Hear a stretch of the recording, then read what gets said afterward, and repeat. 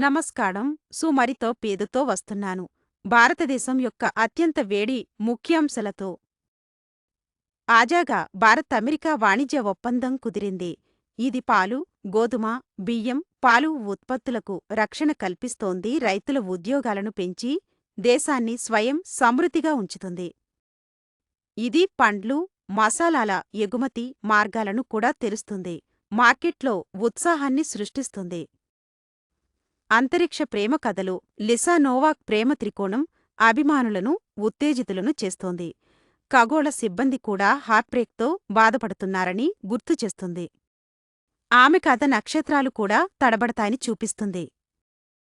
స్ట్రీమింగ్లో Netflix Dhurandhar రికార్డులను బద్దలేస్తోంది. ప్రపంచ చార్ట్లలో అగ్రస్థానంలో ఉంది మరియు ఢిల్లీ నుండి కరాచీ వరకు స్క్రీన్లను వెలిగిస్తోంది. అభిమానులు దీనిని తదుపరి సాంస్కృతిక బ్లాక్బస్టర్గా పిలుస్తున్నారు. బ్యాంకింగ్ వార్తలలో ఎస్బీఐ తన Q3 లాభంలో 24% పెరుగుదలను నమోదు చేసింది.